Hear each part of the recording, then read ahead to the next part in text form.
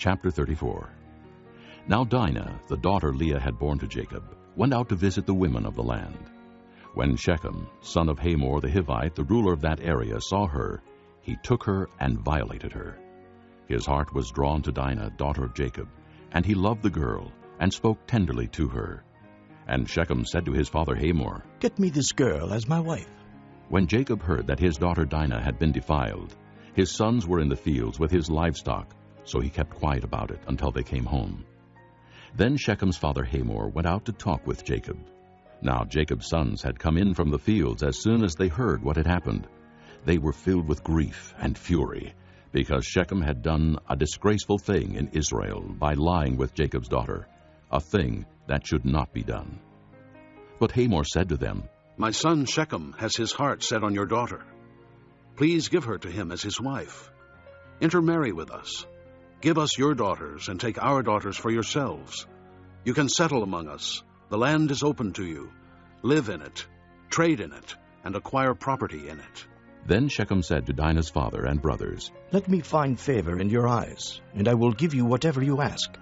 Make the price for the bride and the gift I am to bring as great as you like, and I'll pay whatever you ask me. Only give me the girl as my wife."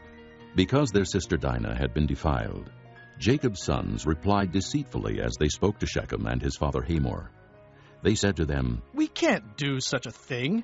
We can't give our sister to a man who is not circumcised. That would be a disgrace to us. We will give our consent to you on one condition only, that you become like us by circumcising all your males. Then we will give you our daughters and take your daughters for ourselves. We'll settle among you and become one people with you. But if you will not agree to be circumcised, we'll take our sister and go." Their proposal seemed good to Hamor and his son Shechem. The young man, who was the most honored of all his father's household, lost no time in doing what they said, because he was delighted with Jacob's daughter. So Hamor and his son Shechem went to the gate of their city to speak to their fellow townsmen. "These men are friendly toward us," they said. "Let them live in our land and trade in it. The land has plenty of room for them. We can marry their daughters and they can marry ours. But the men will consent to live with us as one people only on the condition that our males be circumcised, as they themselves are. Won't their livestock, their property, and all their other animals become ours?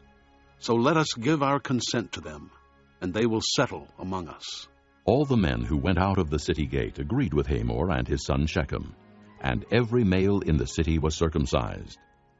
3 days later, while all of them were still in pain, 2 of Jacob's sons, Simeon and Levi, Dinah's brothers, took their swords and attacked the unsuspecting city, killing every male.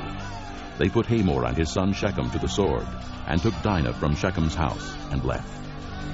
The sons of Jacob came upon the dead bodies and looted the city where their sister had been defiled.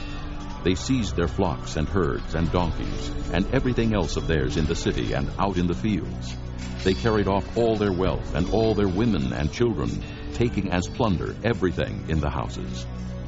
Then Jacob said to Simeon and Levi, "You have brought trouble on me by making me a stench to the Canaanites and the Perizzites, the people living in this land. We are few in number, and if they join forces against me and attack me, I and my household will be destroyed."